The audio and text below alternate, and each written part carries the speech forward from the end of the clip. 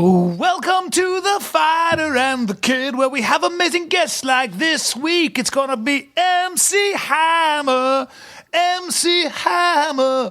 Speaking of hammered, Brennan got hammered in the eye. He got hammer in the eye. He's got a black eye. I bet he cried. Cry. Did you cry when you got punched? I'm sitting here looking at Brennan Schaub. And he's got a huge shiner. We're going to Instagram it. What happened to you, dude? Training, man. You got to keep your hands up. You got to keep your hands up. I don't know how many times this big country have to hit you. You got to keep your hands up. Oh, low blow. That was 5 years ago, almost 6 years ago. That's long. You want to take a warm hand to your face? You bring that up again? Just keep your hands up. I'm doing better than him now. Anyways, where were we? Oh, so this black guy. Listen. Seeing a fighter with a black eye and constantly when I get a black eye, black eye or black eye? Black eye. Okay, because when saying black. No, black eye. Okay. When I get a black eye, I can't stand it. I cannot stand it because everyone I see goes, "Oh my God, what happened? Oh my God, what happened to your eye? What happened?" People I see it drives me nuts, man. I cannot stand it. With your eye, brother. I know. You know what happened? And so hopefully people stop asking me about it. Yeah. I was rolling Jujitsu at Rain Training Center with Tom Watson, who fights in February. Tom. Does he? Yeah, Tom Watson. And he went for a triangle, and I postured up, and his knee hit me right in the eye.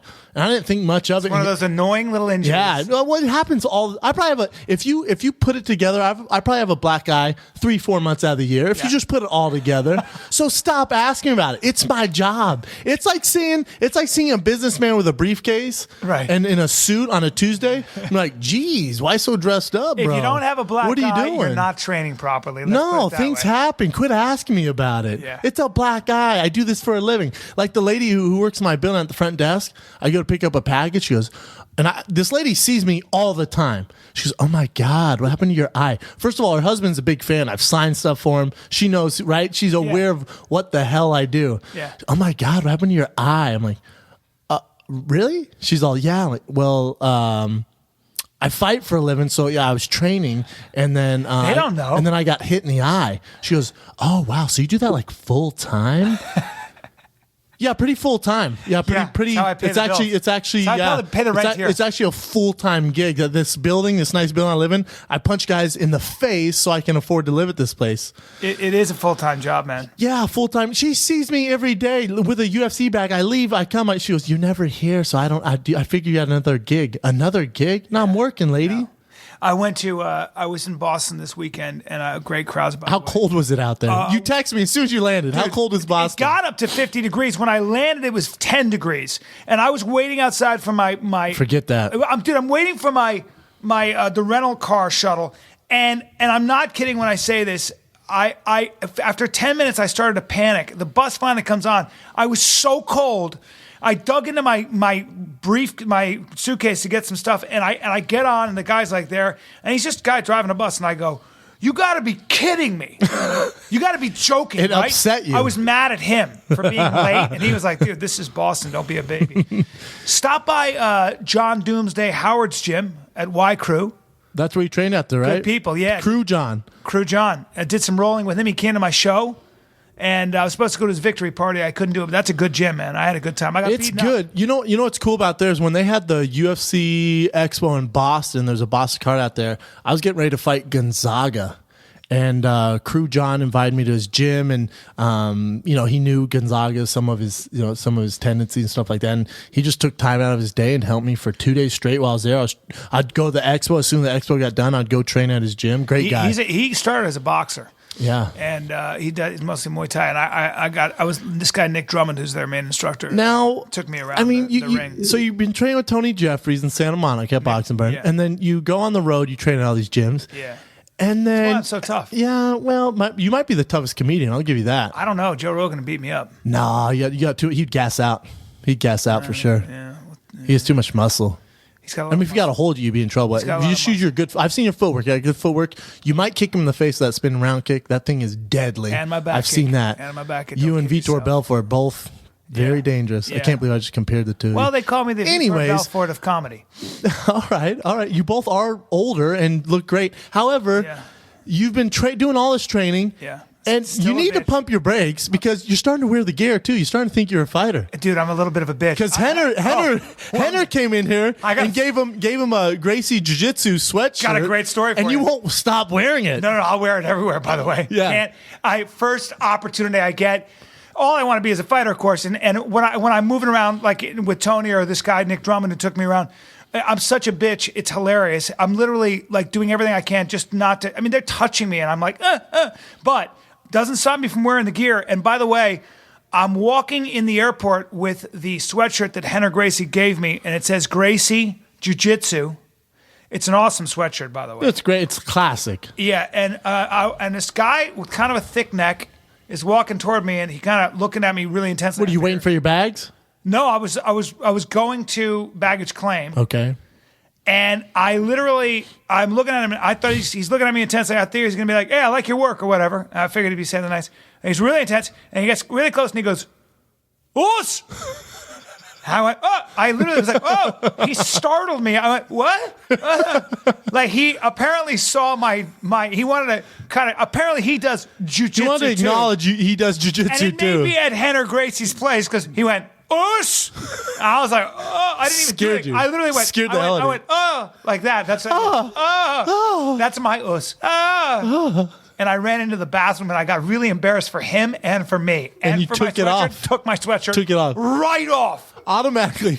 I don't want to be in your fraternity, young man. That's a young dude who loves martial arts and just was Loves so jiu-jitsu, excited about letting me know he too rolls. So he went up and just shouted at you, basically. Oos! Oos! Like that in an airport. Hey, bro, calm down. Pump your brakes, man. Pump your brakes because we're in a public place and it doesn't matter. You do jiu-jitsu, I'm a blue belt. Doesn't matter. Well, you got that sweatshirt on, you're a purple belt. A lot of guys think that. Dude. They wear the gear, they automatically think they're worthy. Can I of be it. honest with you? When people You think you're a badass. You know what? People ask You me know how what? good I am. I go, I mean, if I really had really gone for a belt, I'm almost a purple belt. I said that the other day, and that's a lie. No, as long as you've been training, yeah, for sure. yeah. As long if you stuck with it, for sure. I agree with that 100%. Yeah. And you're super athletic. I agree with that. That's what I But like when to you hear. walk down the street off Abbott Kenny with me and Tony, I'll look around and you're peacocking. The greatest. His chin's up high. Oh. You bow your neck out? Of course And I then bow I my turn around, neck he has out. the Gracie Jiu-Jitsu hoodie on. You kidding? By the way, You're just waiting for someone to start something. One of my You're favorite- that guy. one of my favorite Say times- something, bro. One of my We're off favorite Abbott times. Kenny. Relax. It's a bunch of rich people. Safest street in the world. Safest street in the world. Surrounded by hipsters. Hipsters everywhere. I'm with you and Tony Jeffries, two killers. And then there's me with a sweatsuit and my boots that make me taller. Yeah. So I'm literally about bowing out your neck. 2 inches taller than I normally would be. I got 3 layers on, so I look a little thicker, and I'm bowing my neck. And I'm getting off on the fact that some people might think I'm a fighter, and that gets me going. Best walk of my life. Maybe I haven't had that good a time. We were doing nothing. In about 3 weeks. Yeah, about 3 weeks. We roll up there. You roll up to the where'd we get coffee at? We got coffee at Intelligentsia. That's right. Oh yeah, really threatening place. You roll up there and you turn around and you go, "What do you want, boys? What? What do you fellas want? Anyone want anything?" Dead here? serious face. Huh? And how serious are the Bartistas there? Dude, they look like they're They conductors. need to relax, man. Conductors from the 1920s. They do. They're freaking hipstered out and then wax mustaches. dude, and they get upset because we wait in line forever. They hand make everything. It takes forever. Whatever. I get it. It's not a chain. I just don't get the sheer economics. Yeah, they charge whatever $8 for a cappuccino. Yeah. However, Starbucks, in the amount of time they made my cappuccino, Starbucks made 20 of them. So when we got to the front last time I was there, I go, I just don't get it. How do you guys compete with I'll Starbucks? tell you how they do it. Well, check this out. I go, I don't get it. How do you guys compete with Starbucks? She goes, when's the last? First of all, this girl's dead serious. Cannot stand me. She's disgusted with me. Looks at me and goes, when's the last time you had a conversation with your Bartista at Starbucks? What? What? How about I don't want that? How about I want to get in and out and hit the road? I got all the friends I can handle. I mean, if you want to deliver a cappuccino every morning, I'm game. We can exchange numbers. I don't want I'm to have down. a conversation with I you. don't want life advice from the girl who works in Intelligentsia. You know what I'm saying? First of all, she's wearing burlap pants and they're hiked up by suspenders, and you have a And she looks like my friend Cody Donovan with a wig on. She has a nose on her for days. She had a strong face. She had a strong face. Strong jaw, strong face. She was a handsome young man. man. She had a large straw hat on. And at the end of the day, Disgusted with me. Disgusted. Well, you were a barbarian. No, I just said real quick. I've been in line for 30 minutes waiting for the cappuccino. That design's great on it. It's not a Dickachino, but that design's great. However, how do you compete with every other coffee joint along here? Because I could have drank 6 cappuccinos and ran up and down the street. They compete by being exclusive, by having that. She said, space. "How dare you? How dare you?" Yeah, we do. Yeah, we wait in line. I thought she was going to take me out back and whoop my ass. And you sit on those little cushions they have. It's not comfortable. And everyone's in there doing work, just like everything's so important. Everyone's doing work. Can you not do that at home? Do you have to come to Abbott Kinney, where parking's a real bitch? But I like going there because I feel like I like the vibe. I like feeling like the toughest guy in the room. You know what? You don't have to be with Tony or I. I know. If you go down to Abbott Kinney, you're 100% the toughest guy at Abbott Kinney. Because because that's exactly right. Because they're mostly writers and poets and musicians. For sure. So it makes me feel good about myself. How sad. I'm 47, dude. In 2 weeks, Your birthday's in 2 weeks? January 26th. Whoa, we're going to have a Fighter and the Kids birthday special. Yeah, we do. How about the other day I said, I don't know if this is sad or if this is good. Maybe this shows how much I care about you. I said, if I had a time machine, like in Back to the Future, I'd put you and Dove in it and we'd go back 20 years. It'd be a problem. But when you think about that, that'd make me 10.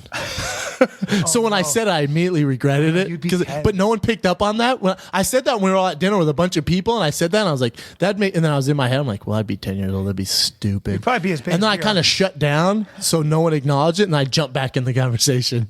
You'd be as big as we were. We'd be the same size, but I'd be 10, super immature. I'm immature now, but I'd be super immature. How big? When did you get? I was a late bloomer. I'm 170, 5'11". When were you that big?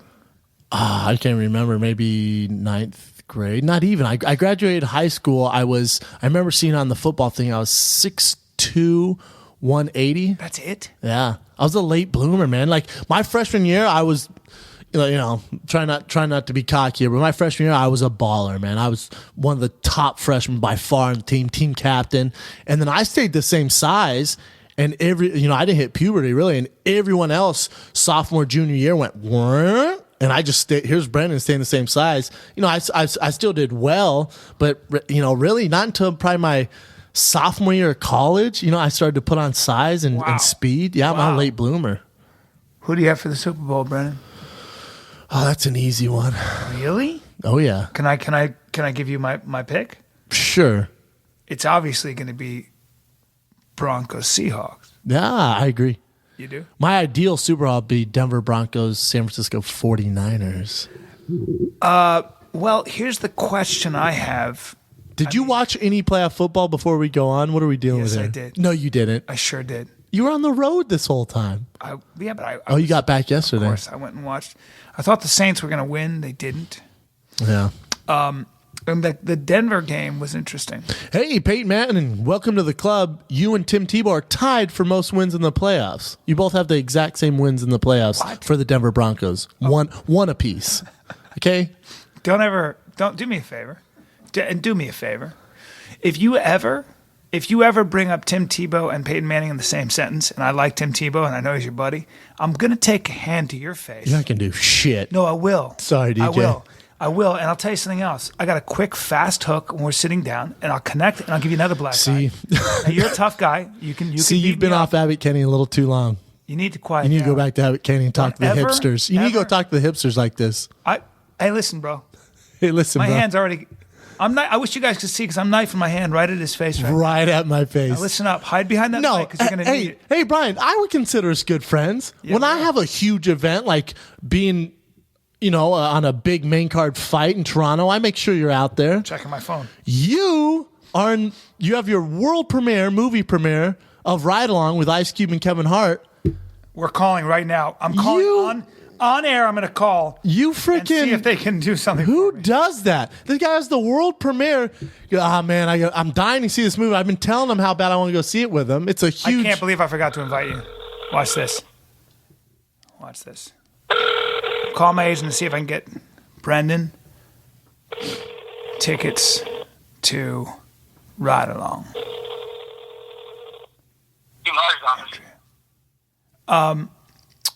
Hi, it's Brian Callen. I'm just checking to see if I can get tickets for Andrea.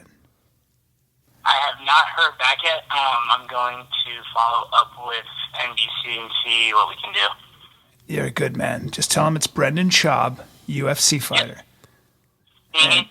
And Brendan Schaub plus one, yeah. Plus one, and he's going to beat me up if I don't do it. Yeah, I will let them know that. He's a very powerful man. Is there anybody else I can call?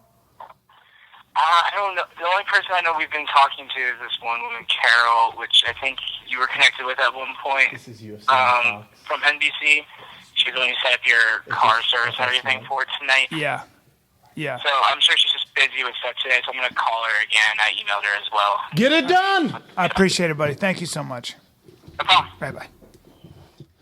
Get it done. Okay, guys. So how about my car? Let me tell you, you don't find out how vain people are in LA until you're driving around a Ford Focus rental car.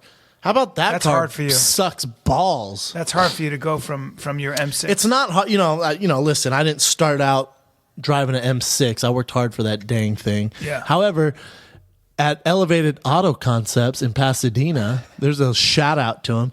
They're giving my car the whole makeover. This thing's gonna be sick. Satin matte black paint. Are we gonna brake calibers, lime green, monster green? This thing's gonna be sick. However, they've had my car for a week and a half. They're redoing everything, engine tuning. This thing's gonna be dope. Yeah. It's gonna be the hybrid edition M6. It's gonna be ridiculous. I know you're not into cars. Yeah. For you car guys out there, I'm gonna post pictures. Yeah, try at least give me a little something. Awesome. Wow, cool, man. M6. I want to ride. If you had your choice, what is your dream car? M6 was for the longest, man. My family is, big BMW family. But honestly, my dream car and be the next car I buy is a Porsche 911 Turbo. That's the car, huh? That's the car. I've driven one of those in traffic in LA. Yeah. You're never out of first gear, so you have good time with that? I'm never in traffic. Everyone always says that. You just like speed, huh? You're like Dove. You like speed. You know what I drive like? And I've been driving this. Everyone's like, oh, you're going to love the Ford Focus. It gets such good gas mileage. How about it doesn't? How about I drive like Handsome Rob off Italian Job? I literally drive that thing like I stole it. Oh, I like the. That's a good reference. Handsome Bob. Handsome Rob from Italian Job. From the Italian Job, which the movie was just okay. Oh, I love that movie, Mark Wahlberg. Good. That's how I literally drive this rental car. Like, if you're out there buying a car and you're in LA or Denver, you need to make sure they're like, yeah, it was a rental car. You need to be like, did Brendan Schaub rent this thing? Because you beat it up. I trashed this thing. You beat it up. Oh my God, there's coffee stains all over the seats. Darce choke it. I freaking wipe my hands. Oh, I'll eat Doritos. I have cheesy fingers. Wipe them in the seats. Gum, sure, under the seat. Hey man, are you kidding me? Hey. Oh, bump into the wall? No biggie. We'll wash it off. I treat that thing like pure crap. It's a rag doll. It's your chew toy. Oh, and I love it. Same with hotel rooms. Do you have a thing about that when it's not I don't yours? know. I just like to take advantage of it. Like hotel rooms, especially during fight week, it looks like a bomb. People come to my room like, oh my God, what happened here? Did a tornado go through here? Was a tsunami? But I literally come in, as soon as I walk in the door, pants, you're out of here. Clothes, you're out of here. I walk in the door, clothes start flying. Oh, dude, my bed, you've seen my hotel rooms. Yeah. I mean, I'll eat a fish, whatever. I'll just leave the dish on the bed. I don't care. And all your skimpy underwear everywhere. Undies everywhere. Can you buy yourself some boxer briefs, bro? No. Do you have to? That's what everyone wears. Yeah, I like the tiny whities. I like it tight. European.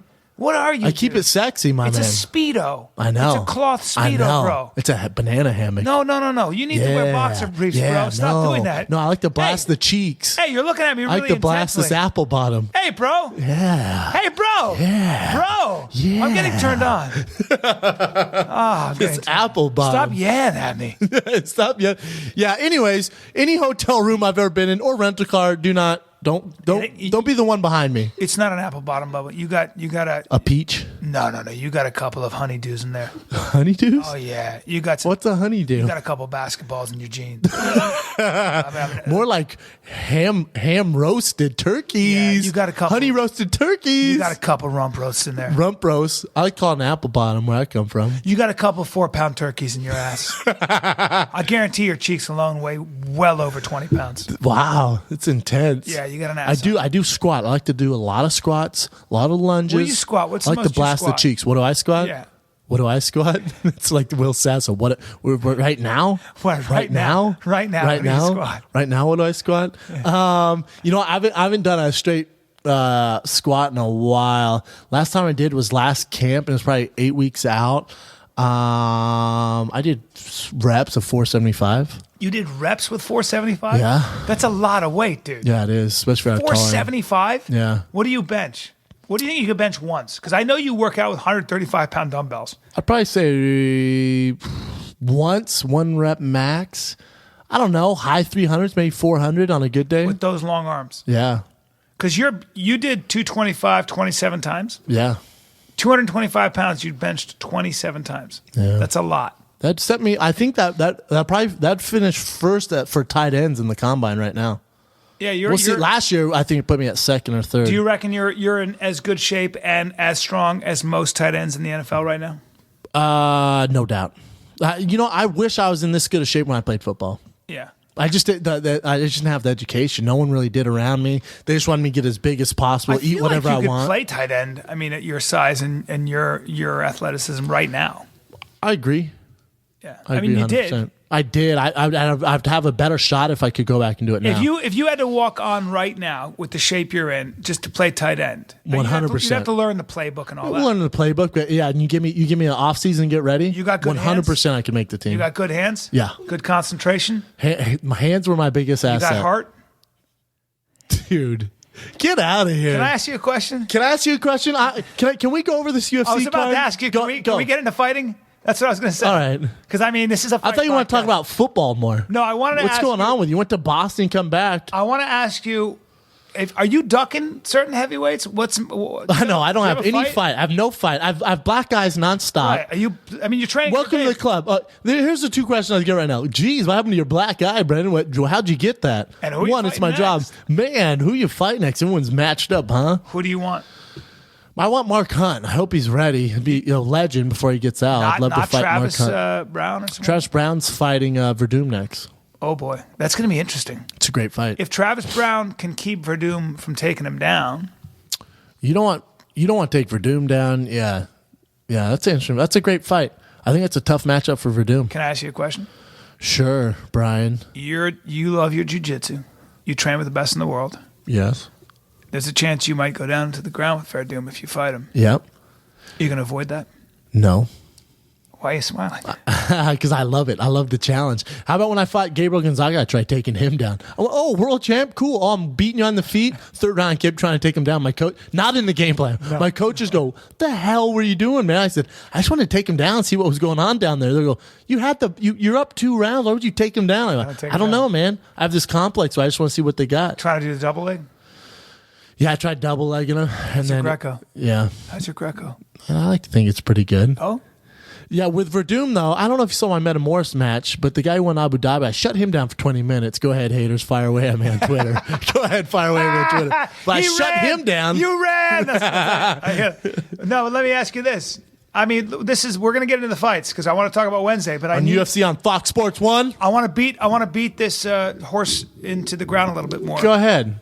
I mean, what if you're in Verdum's guard? I mean, listen, his guard's the best in the UFC. He's so big. He's big, man. People don't realize how big he is. He's straight up 260. He's big as I am. Is he as athletic as I am? No. You don't think so? No, I think I put things better. I think I put things together better than he does. I can strike, wrestle, grapple. Yeah. I think he's either doing grappling or he's either striking. You know what I'm saying? He doesn't put the 2 together. Yeah, actually. He's a monster, though. Well, but if you think about it, I mean, he looked good against Big Country, but you would too. You did too. You know? I mean, now obviously it's a different fight. He fought me when I had 4 fights. Right. Obviously, I'm not kidding anymore. You were putting it on him for even back then, and then you got caught. But my question is the thing that's scary about Verdum. I'll let you get to your question. The thing that's scary about Verdum is so obviously no one wants to go to the ground with him. If you've seen his fight, no one wants to go to the ground. He just broke Nogueira's arm. That was his last fight. His striking's getting damn good. I know. Really good. Why That's is it? the problem. Why? Explain to because me. I think is he working with somebody? Yeah, he's with at King's MMA with Rafael Cordero. Okay. The striking coach there, the Muay Thai coach, who's very good. I think all he's school. It's somewhere in Orange County. Okay. Yeah, I don't go there. Right, Verdum and I steer clear of each other. We really do. He's trained at Rain. I came there. He left. Yeah. I train at I'll go to Black House. He's not there. We've crossed each other's paths. You know, we live in the same city. I see him all the time. Great guy, phenomenal fighter, but we stay clear of each other. You have to. You have to. You can be friends after you fight each other. Yeah, listen, I fought friends. Me and Matt don't even talk anymore. Me and Mitrione don't even text, don't even talk anymore. That sucks. So I'd rather not fight someone that I like or care about. I know. That's what's really hard about your job in a way, but it is your job. So he's going to fight Travis Brown. What's your call on that fight? Oh man, it depends. It depends what kind of Verdum comes to the table. Verdum's obviously way more experienced. So is Josh Barnett, though. Travis Brown has this X factor. He's so tall and athletic. Yeah. You know, he's a basketball player, but he's so tall and athletic.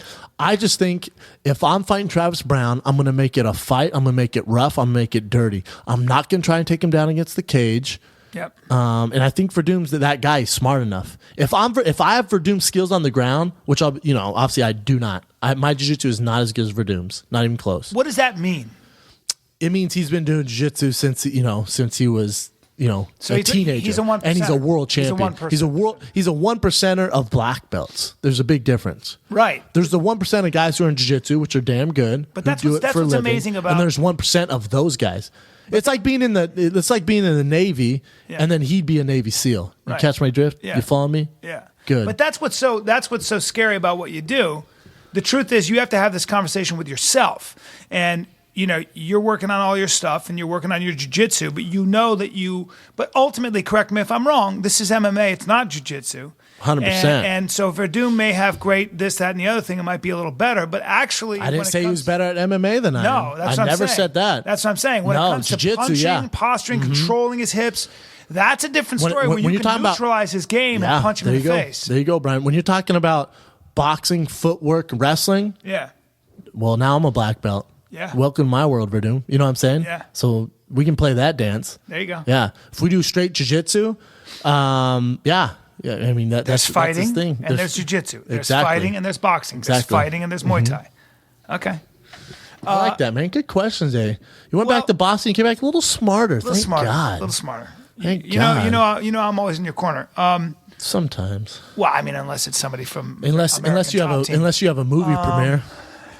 Unless you have a movie premiere, you son of a. I gotta get. Speaking of movies, I saw that movie Her with Joaquin Phoenix. Is that how you say? Is that his name? Good Joaquin. Movie? Yeah. Legit movie. Yeah. I like romantic comedies. Yeah. This really wasn't a comedy.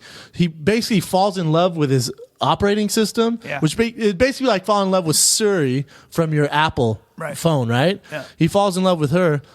I can see this happening with guys for sure. Yeah. But then towards the movie, even his operating system, Suri, becomes a chicken head and starts giving him drama. It's like buzzing him in this computer, like, why don't you call me? How blah, blah, blah. How about no? And just turn it off and I go find a new one. See ya. Really? You want to give me, what are we doing here? What kind of drama? I call that. How about I just turn you off? Hashtag see ya. Yeah, it'd be the end of the movie. Yeah. It'd be the end of the movie if I was in it. Hashtag if you're going to call me. CYU. Yeah, right? CYA. See ya. Yeah. I don't need this. It was a good movie, though. Really good movie. All right. Great I'll check movie. It out. You need to go see it. Saw Out of the Furnace. Oh, I saw it too. What'd you think? Woody Harrelson was cool in it. He was great. I just thought there just wasn't much to it. Nah, it just missed. It was just too gritty and hard, and they didn't really know what. I didn't really know what the character development. The characters didn't want anything. What were they there for? What were they after? I agree. There's nothing really. It's like one thing the writer forgot was, my characters need to have a desire, need to have something they're going for. Yeah, well, I can identify. Yeah, I know. I didn't care about any of the characters. I didn't care. The movie should have just been called Life Sucks. Like everything was dark. This town sucks. Right. And since when is there a lot of money in bare knuckle fighting? There's not a lot of money in UFC fighting. What do you mean bare knuckle? You know what I mean? I mean, for a lot of guys, I get what you're saying. Bare knuckle underground fighting. It was weird. Raps. Came back from the war and then just started. Oh, and I didn't know he was that good.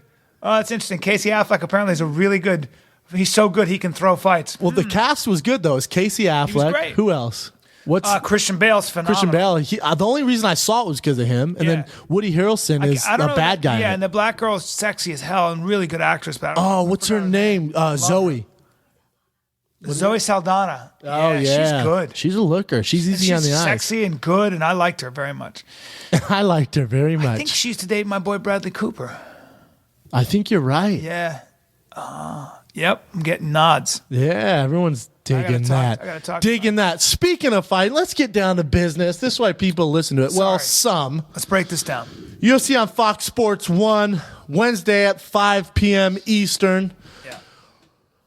How do you want to start this? You want to start with the main event? Well, I want to talk Luke Rockhold for a long time when I was watching that guy and he had to fight Vitor. I mean, Well, you didn't learn much from the Vitor We fight. didn't. That's the one fight caught, you give. He got caught with the Brian Callen wheel kick. He did. Did you teach Vitor that? I'm not going to comment on that. But I have some insiders who said you kind of helped them out. You guys send them a text before the fight. Go to the website. Where is that up yet? That wheel kick? What's the website? We'll put it on the site. Brian doing this. Put it on the site. Wheelhouse spinning back kick. Just mind your P's and Q when you're around me, guys. That's all. Please do. So we got Rockhold versus Philippou. I'm gonna let, before I break it down, the expert breaks it down. Yeah. Why don't you tell me who's gonna win? This is the main event. 5 rounds, by the way, in Atlanta. The best way to describe hate fighting there, by the way. But carry on. the best way to describe Philippou is, first of all, he's a veteran. He's rugged. The word I use for him is So rugged. strong. He's so strong. He's a guy who can take Shredded. punishment. He can give punishment. His legs look like Sasso's. Yeah, Have you ever it's seen his crazy. legs? No, he's ridiculously muscular. He's just an extreme mesomorph. The thing is, Heck of a boxer. yeah, I don't know. So Luke Rockhold is a very dangerous, well-rounded fighter, and I think probably actually a better athlete. I agree 100%. Philippou's a little stiff. A little stiff. bit. Let me tell you something about Philippou. Me and him fought on the same card together when I fought UFC 165 in Toronto. We're in the same room. We have the same manager, for whatever reason. They put us in the same room. I'm not making this up. His warm-up was literally like, hey, Philippou, you're on in 10. He literally changed his clothes, put on his gloves, stretched his neck out, told a couple jokes, might have did one of these, like... No way. It was like, was not nervous. I've never seen a guy like this in my life. And goes, well, let's do it. This will be fun. Goes out there, fights Francis Carmon, and just gets destroyed. Gets taken down over and over in a decision. Yeah. Came back to the locker room and was just like, it's one of those nights. Nah, man, it's not one of those nights. Learn to wrestle. What are we doing? Well, that's what I was going to say. Is that Philippou's biggest liability in this fight is he's got a His gas tank in wrestling. Luke Rockhold is a hell of a wrestler. He's a gas tank. Yeah, and by the way, that's a lot of muscle that Philippou has to feed. Whenever you see guys that muscular, It's too much. In You're right. 5 rounds, man, look for round 4. It's going to be hard for him to keep that pace. So who you taking and how? I got to take Rockhold. Rockhold is a very dangerous fighter. Rockhold is extremely dangerous. He was a surfer that walked into AKA, and now he's a world-class fighter. Couldn't be more handsome. Good-looking dude. Couldn't be. I got him. I'm giving him. If you're a 9, I might give him a 10. He's a dime piece. Whoa. You call me a dime piece. That's a 10. You're a good-looking kid. I'm a 9. I think he might beat you in the looks. Better looking than me, right? I mean, overall, I might give it to Luke Rockhold. And you're a good-looking kid. We're not friends anymore, but that's great. That's come cool. on, man. Oh, hey, I'll see you at your premiere. Hey, come on, man. Luke Rockhold. I agree. I acknowledge a good-looking dude when I see one. Yeah, he's a good-looking dude. Stud. Listen, so Luke cornered against me when I fought LeVar Johnson, who was also AKA. And when we were in the back, I heard him tell LeVar, God, he didn't even come to fight. He didn't come to fight. What was that bullshit? You should have won that, man. He didn't come to fight. He said that about you? Yeah. Wait, who said that? Luke Rockhold to LeVar Johnson when I fought LeVar Johnson. Luke Rockhold said that about you? Yeah, maybe if he came to fight, blah, blah, blah. So, and I'm a fan of Luke Rockhold. I think he's very talented. I'm a big fan of his. I like the guy, in Strikeforce and his fights with Jacare and all those guys, Tim Kennedy. So I was a fan when I heard that. I was like, damn, bro. Yeah. From one grappler to another, what are we doing? What the hell are you talking about? He might have just Your boy was on steroids. He's probably that's what I figured. I was like, you know what? He's just trying to make his guy feel better. No hard feelings. Yeah, it is what it is. I'm picking Luke Rockhold to win. I'll say it's going to be a 5-round decision. He's going to take Philippou down over and over for 5 rounds. It's not going to be that entertaining. UFC and Fox might hate me for this. It's not going to be that entertaining of a main event. It's all about matchups. Where do you put Rockhold striking? Not in the top 10. Not even close. Really? No. I think his grappling's top 5. Really? Gas tank top 5. Top 5 grappling in the 85 division? Top 5.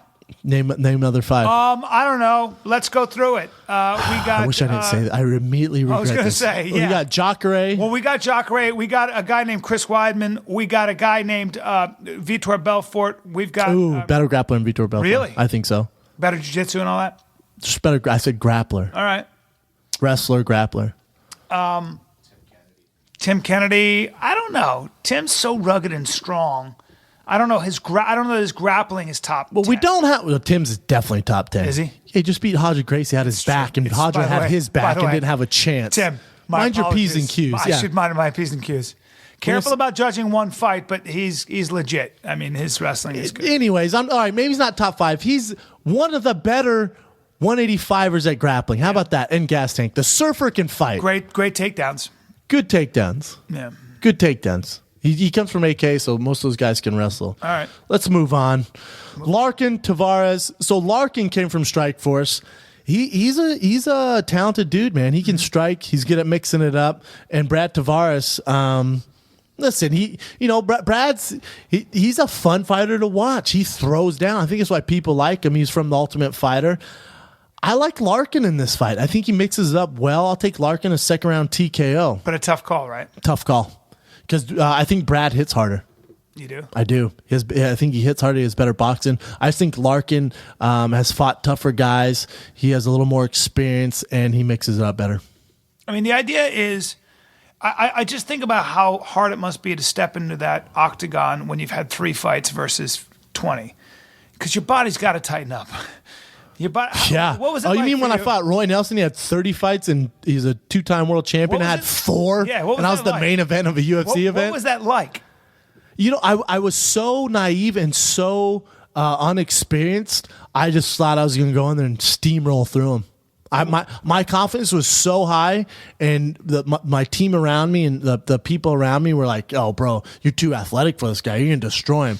Someone, as I'm walking, if you would have saw my entrance, if you guys bring up my entrance, I'm literally bouncing off the wall, beating my chest, jumping around. I wish someone would have came and said, "Hey, Shab, take it easy. Listen, this guy can take a punch like no one else in the world. You're going to hit him. It's not going to affect him. Be smart and pick him apart for 3 rounds, but don't commit to anything. Use your footwork. Be smart. Don't get overzealous and commit to anything." But see, that's very interesting to me. Just why wouldn't someone take me to the side and be like, "Hey, Shab"? Because you wouldn't have listened. You had to. You're right. You had to learn. You're right. You learned the most from your losses. You're right. You had to learn hard. It's still been nice if someone had told me that. You were too young, too Not full ready. of energy. Not ready for that. But it makes you who you are. But I wouldn't change that for anything. That's very interesting to me. I mean, now, and that is the mark of a veteran. Now, your strategy would be this guy, and he really is indestructible as far as he can take crazy punishment. But you would basically say, "I'm going to I'd wear him out. I have better cardio. My body's going to be in a position where he can't catch me with that left, and I'm going to be picking His him right. apart." His right. His And I'm right's gonna the pick him problem. apart. True, exactly. Pick him apart, wear him out, and look to finish him And you by respect- submission or by knockout. Could you submit? He's a black belt under Henso, isn't he? Yeah, that's right. So his jiu-jitsu is no joke. For sure. Roy's a monster. But you're not hearing a peep out of his jiu-jitsu, are you? No. Okay. I like to say I'm confident in that area. This is back to this fight card. We'll get back to me. Go ahead. Back to this fight card. This is my fight of the night. TJ Dillashaw from Team Alpha Male and Mike Easton. If you've ever seen Mike Easton, this guy is a freak. He is a monster. He has these giant long legs, these huge arms. Bring him up. He is just a monster. My first, I would say kind of bigger fight outside the Ultimate Fighter is my 3rd fight. I went to Washington, D.C. to fight a guy. Look at him. Yeah, he's a big kid. I went to Washington, D.C. to fight a guy named Johnny Curtis, a All-American wrestler. He was on the national team. Right. I went down there to fight him, and Mike Easton was the main event against Little John, against John Dotson. And John actually, I thought, beat him in his hometown. But Mike Easton is just one of these guys who I just knew it was a matter of time for he got to the UFC. He's a monster. Yeah. What is he Trains walking with Lloyd around at? Irvin. He's a big guy, and he sucks down to 35. He's just a monster, man. Are all the guys from Team Alpha Male 135? Or All of them.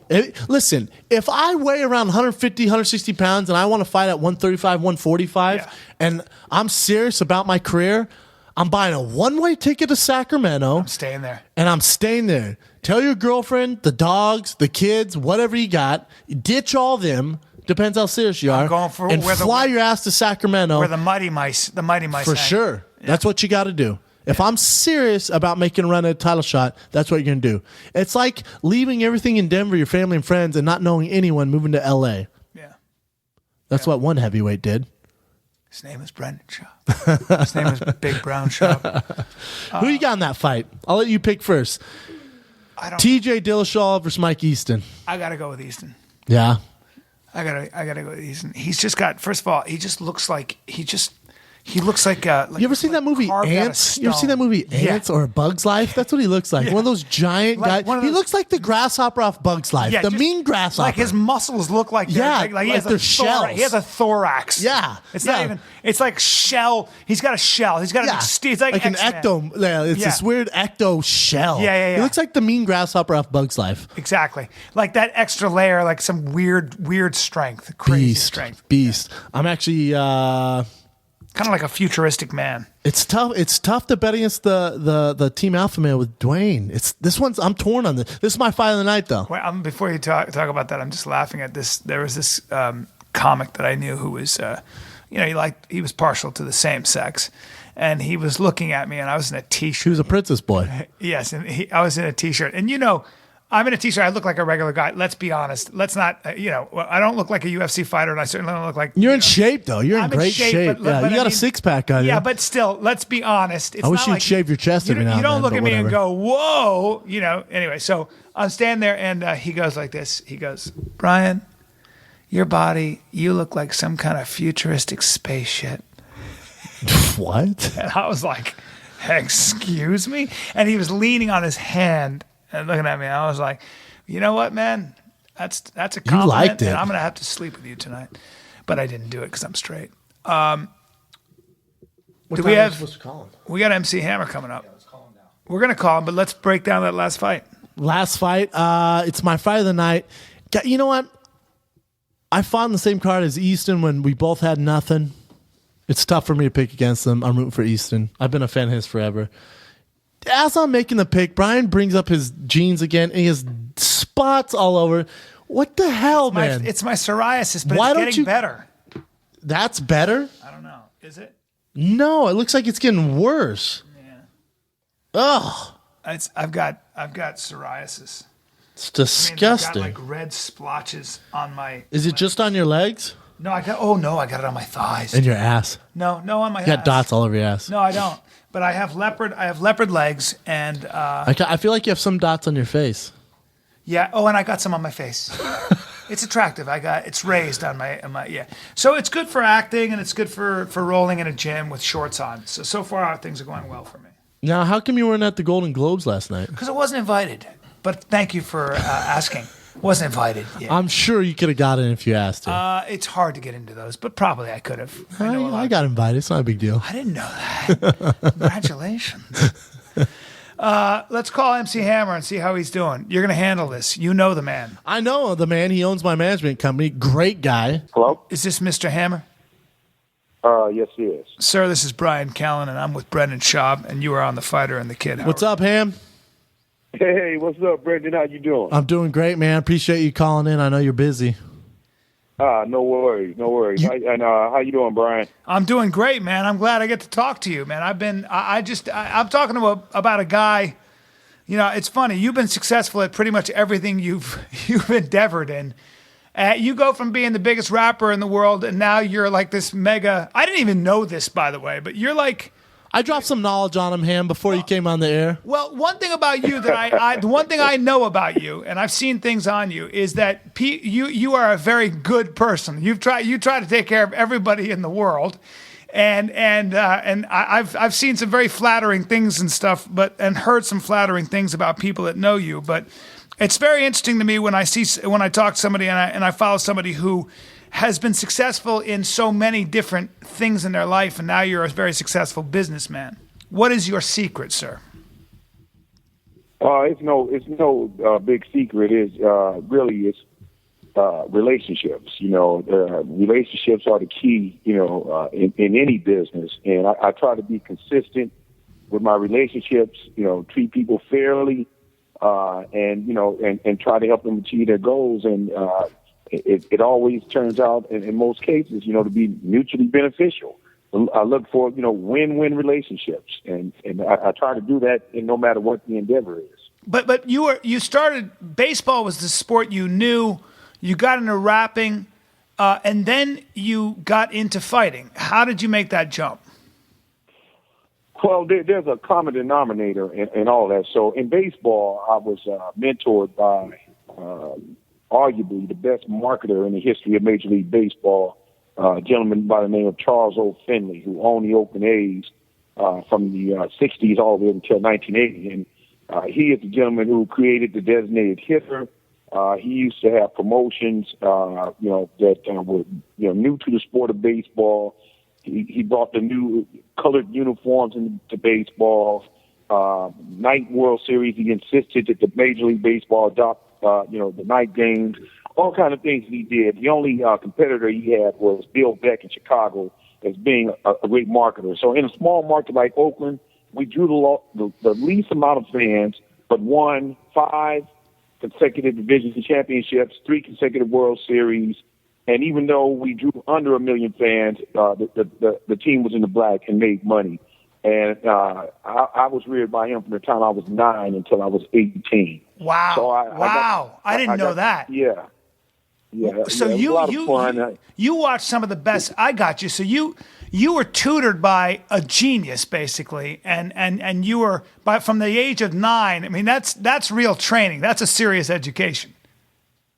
Yeah, it was a serious education, and he had me sit in the room when he negotiated with people like Reggie Jackson's lawyer. Wow. Lil Hammer just sit over there in the corner, and just listen. And I got to do that a lot. And my main duty was to talk to him. He was an absentee owner. He lived in Chicago, so I would sit in the owner's box, call him up, and do the play-by-play, for 4 or 5 months straight.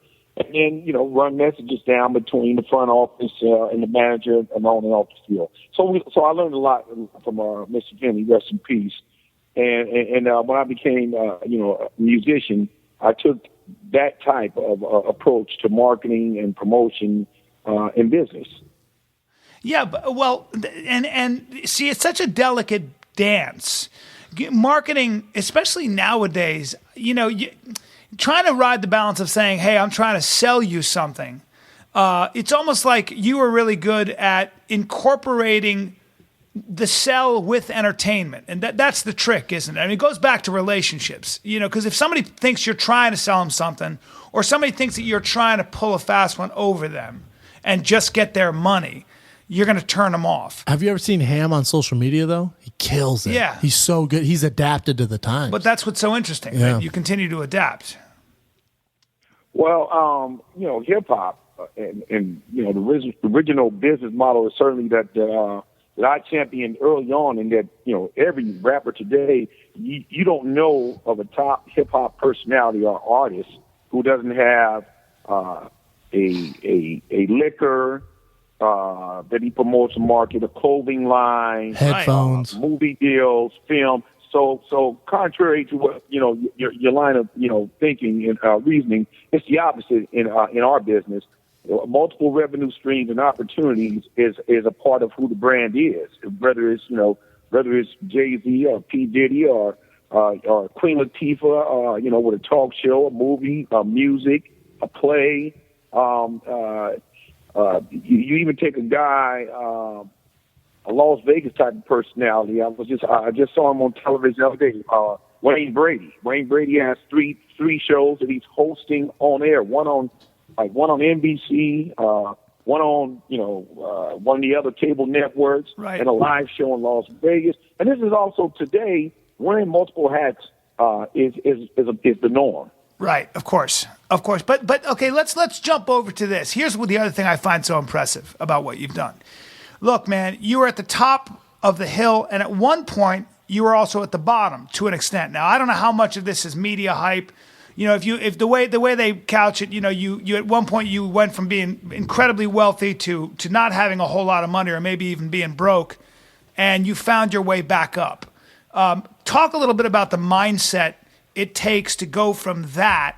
And I don't know how bad it was, really. I know what the media says, so I'd rather get your point of view on it. Talk a little bit about the mindset and where you were in your mind when things weren't working out as well as they had been, and what it took to get back up on top of that mountain. Well, for me, my mindset is always the same. It's not money that creates my opportunities. It's my talent and my thoughts that create my opportunities. So if I keep that mindset, whether it's a $10 million deal or it's a $500,000 deal, good day, bad day, market doing great, market crash, I can continue on with my long-term plan, no matter how it turns. We can have, like here in technology in Silicon Valley, we had a crash in 2008, but the valley is made up of people, again, who are used to saying, okay, we got to push reset, start over, start to innovate, start to create. And this is my stomping ground. This is my home. So for me, nobody gave me anything. Nobody walked up and says, here's $5 million, become a musician. It's the opposite. They said, hey, we like the records you're making, that you're creating in the studio, and the shows you're putting on, we want to pay you $5 million. So, and I'm just taking that number. Yeah. So it's the talent, and it's the talent, no matter what it is, whether it's entertainment, creating a new startup in technology, building a management company, whatever it is, the talent lies within the individual, and as a result of that talent and the intellectual capital that's in his brain, he gets paid for it. So I'm not from the outside looking in. I'm from the inside looking out. So I always believe that I have the talent within me and the gifts within me to generate revenue. You're actually talking about something called mindset. That's what it is. It's called mindset. That's what's fascinating to me. That you're really talking about a mindset that stays the same regardless of your circumstances. You are who you are regardless of what the weather is doing around you. Would you say most successful people have that mindset, though? That's maybe not the exact same, but a similar mindset. From my experience, I think so. And Hammer clearly embodies that. Man, when I talk to guys like you, I just wish everybody was listening, because in a way, as you get older, I know I feel this way because I have children, and I assume you have children? Yes, I do. Yeah. Yes, I do. So, and I'm sure that one of your big priorities is sort of taking that ethos and that belief system and that, mindset itself and instilling that in your children. You always wonder how you can that kind of thinking is very, very important for a lot of different communities. Are your kids trying to follow in your footsteps, Ham? Well, they of course. Well, I have one who's currently really active on the music. All of them have the ability to do music. My oldest daughter made the opera at 18. She made the opera at 18? The opera? At 18. Woo! Yeah. I know opera. That's not easy, man. Right. Yeah. No, she has a great voice. And so anyway, I can run through, but yes, they do. They all have musical talents, and they have, gifts in sports and athletics, but also they're entrepreneurs. And entrepreneurship is a running thing, within my household. And again, what I teach them is, number one, when you come with a concept and an idea, you want to create the business plan, and you want to really have the faith that you can see it through. And again, there'll be tough days, and there'll be great days, but you can always refer back to the business plan and the original blueprint. And they've been taught that since they were kids. So their approach to life and approach to winning is that it's all self-contained and faith in God. Between those two, you can get it done. And when people talk great about you, don't take it too seriously. And when they talk negatively about you, don't take it too seriously. Just Hammer, that's the same thing I said to Brendan. That's the first thing I ever said to you guys. Yeah, it is. I got brought in to talk to some of these guys, The Ultimate Fighter. It's how I met Brendan. And I didn't know what to say to them, but one of the things I did want to say to them was, be careful to what you listen to, both good and bad, because if you give anybody too much power over you in that aspect, you're gonna try to please them or prove them wrong and it'll take you out of yourself. Well, these days with social media, you see it everywhere. Twitter, Facebook, Instagram. There's a lot of negatives, a lot of positives. You gotta be careful of the noise, man. Hey, Ham, would you let your kids, if they were young, would you let them pursue a career being a UFC fighter? Oh, absolutely, absolutely. I think that anything, that you have to have a certain amount of discipline, and that's what I really love about mixed martial arts. It's the discipline. It's the same discipline that you can take into anything in life, right? So if they start training at a young age, just the commitment to train and then to train in multiple disciplines, that would take a kid out of a lot of trouble in life. If he can learn, again, to submit him or herself to the teachings, the guidance, the discipline to eat right, correctly, all of these things, and then the calculations that it takes to win, right? And then again, along that way, there's going to be some bad days. So they got to, everybody knows how to accept winning, but how do you react to a loss? Exactly. That's where the championship is really, or the champion, I should say, is born. When you learn how to lose and how to deal with losing, then you can really become a real champion. And it doesn't mean like become a loser. No, but how do you get back up after you're knocked down or after you fall? That will give them an opportunity to become winners in life. So absolutely, if they wanted to pursue a professional career in mixed martial arts, I'd be 100% for it. How do you instill? Because there's nothing. That's exactly right. It's, maintaining your enthusiasm between successes is the trick. And how in the world do we get that message? Like stay motivated? How do you get that message out to people that need it, man? There are a lot of you mean like keep the passion, Brian? Look, man, there are a lot of kids.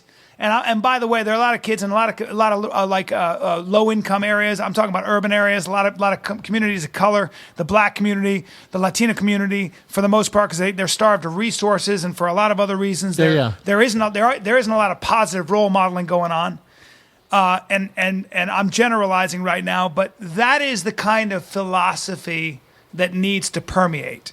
And the question is, how do you get it out there? Just keep talking about it, I guess. Well, I would say, first of all, in communities in general, but I understand when you're saying, in impoverished areas or areas where there's less equal opportunity for education, less opportunity for jobs, that getting under anybody's umbrella where discipline is instilled and a way of thinking to want to become something. I just got through talking to two of my nephews. It couldn't have been an hour ago, and they were talking about another one of our nephews who's not what I call motivated. And I gave them a 20-minute speech, and I said, his challenge is he's 27, 28, and he doesn't have an agenda. So since he's not doing anything, that's dangerous. It is. And as long as he's not doing anything, you can't hang around him. Because you got a game plan. Wow. And you have a game plan. But he don't have a game plan. So I would say it doesn't even really matter, geographically where you are. As a young man, a young kid, a teenager, you've got to have a goal. You have to want to be something, and then you can map out the steps to get there. And I try to instill that again, whether it's kids I'm talking to or grown-ups. Listen, the unemployment rate right now across America, you don't need to just say, can you motivate kids? You have to motivate adults. Correct. Grown men need motivation. That's right. That's exactly right. What is your motivation? What drives you, man? It can't just be money. You've done that. So what do you find? I mean, when you wake up in the morning, how do you keep passionate, and where are you headed? Where do you want to be in 20, 30 years? Well, you touched on it a little bit when I just didn't want to go all the way there because it's a time and a place and a platform for all things. But I look at my community, the inner city, mm-hmm. the streets where I'm from, mm-hmm. and I see a tremendous amount of challenges that are not being broached, that are not being dealt with. It's certainly not being dealt with people who can feel the pain or that can feel the loss of hope. So my motivation every day that I wake up, after being thankful to wake up, is that I'm going to continue to bring hope to my community, to bring hope to the hopeless by showing them how to acquire the tools necessary to compete in life. And when I say that, I'll give you an example. We have a program called The Last Mile. This is a program that we do currently in prisons. The main prison right now is San Quentin.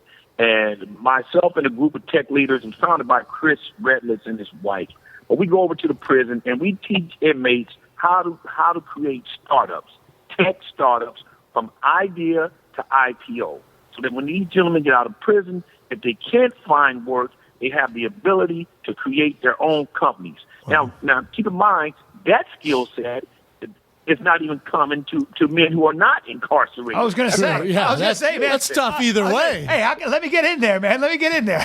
Yeah. Let me in this program, man. You got any openings? That sounds like, damn. Yeah, but that's not a common skill set. And we're having a great success rate. We have several guys who've just been released. They're working at tech companies right now. So I want my community to embrace tech, to embrace writing code, to embrace creating applications. And by the way, the future. Yeah, not just my community, but what I'm saying is, obviously, where there is a challenge, then you need solutions. And I'm just saying, I want to help bring these solutions to the community. I love it. And that's my motivation. And the more you win, the more influence you have. That's the bottom line. The more people you can influence, the more relationships that you can build, the more people you can help. And that's what I like about, doing all the things that I'm doing. I enjoy helping. It's amazing, man.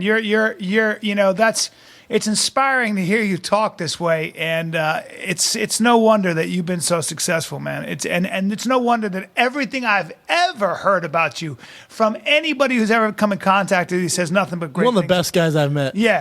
Ham, hey, don't believe all that stuff. yeah, right. Hey, man, he wants to keep an edge. He wants to keep a little bit of an edge. Ham, I'm going to leave you on this note.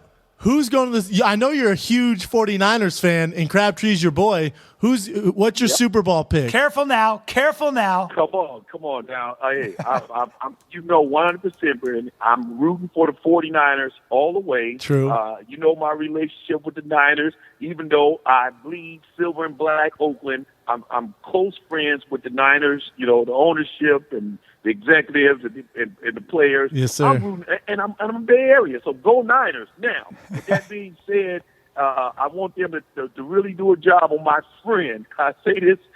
Look, Marshawn Lynch is from Oakland, and my nephew stays at his house right now. He's a beast. but I need for the 49ers to do a number on him. And one of my favorite coaches is Seattle's coach. He does a lot of work in the community. So I want the 49ers to beat Seattle. But, I salute Seattle to the great season that they've had. So you got 49ers, then you got the Broncos and the Patriots. Who you got winning there? That's a tough one. But Tom Brady is another Bay Area guy. But I'm thinking that Denver is going to do something real special. And I'm thinking we're going to see Elway in the Super Bowl. Nice. Oh, well, let me ask you this. You got one quarterback. And when I say Elway, I'm saying from the top, just running everything that's going to, take Manning into the Super Bowl. 100%. Now let me ask you this: if I gave you one quarterback, you got your all-time All-Star team. Okay, you got to choose one quarterback to play in your dream team, and you can pick any quarterback. Oh, he's picking Montana or Young. Pick any this quarterback too easy. in history. Who's it going to be? Well, keep in mind now, I just came off this summer vacation in San Tropez, all up and down the French Riviera for about 2 weeks with the greatest quarterback ever, and that's Joe Montana. I knew it. Come on. Now, over Peyton Manning, I guess. Absolutely. Yeah, I take him over Peyton. Who won more Super Bowls? And Joe, again, he proved it. Again, we talk about that winning mentality. And by the way, just for the sake of argument, Kaepernick is showing that, right? He's showing that. Yeah. He's like 3-0 in playoff games or something like that. He just wins in the and playoffs. the combined of two of the greatest quarterbacks ever was like 1-6. And so this young kid is showing that winning mindset that when the game is on the line, he wants the ball in his hands. Yep. And that's a sign of a great one. Yep. I love it. Ham, I can't thank you enough, man. I know you're busy. I know you got things to do. No doubt. You are a breath of fresh air, sir. We need more of you out there. I'll see you at my next fight, Ham. He's always at the fights. Got to bring him to my show, man. I want MC Hammer in the audience. I want him laughing at my stuff. So, hey, I look forward to it. You guys are great, both of you. Brendan, love it, man. I'll see you guys soon. Take care. Yes, sir. Okay, man. Thanks Take again. care. We'll talk to you soon, MC Hammer. Ladies and gentlemen, that's it. Thank you. Well, how about Ham dropping knowledge? I hope everyone in here learned something Special, How dude. positive is he? I consider it let me a tell you- privilege to let talk me- to him. Yeah, you should. How about this? One of my favorite times I've ever had was after I beat Gabriel Gonzaga in Anaheim, California. I think it was UFC. Oh man, I forget which one it was. 121. 121. I had an after party. So MC Hammer owns my management company. He's one of the owners of it, and he's been to every one of my fights. He doesn't come to all the guys' fights, but he's been to every one of my fights. And after the fight, I didn't drink. I didn't have a beer. I didn't do anything to celebrate. I sat in the booth with MC Hammer and talked to him for probably 2 hours. Wow. And, so Hammer was involved with Death Row Records, with Suge Knight. He was with Tupac the night he died. I didn't know that. So there is a ton of info that you get from him. Obviously, I'm not going to ask some of his questions on air, but, dude, some of the stories he has, and, he's very, very close ties with the Niners, Tupac, just music in general. Do you know what's It's crazy. funny? When I talk to him, I get really fuzzy. I get all nice and fuzzy feeling like the world's a Dude, pretty if he better does, place. I'm telling you, he's one of the best motivators I've ever been around. One of the most positive I get influences I've ever excited. been. I'm like Yeah. talking to him like he just starts talking. The world seems like a better place. A little world is a better place than I MC know, Hammer. man, I Little know. fact for you, I was in one of his music videos. How about that? I was in You were? MC Hammer music video. Oh, Yeah. shit. Crazy, right? All right, He's just man. such a good dude, man. Yeah, I love that That guy. was a nice way to cap this off, man. I hope you guys learned everything because this has been the fighter and the kid.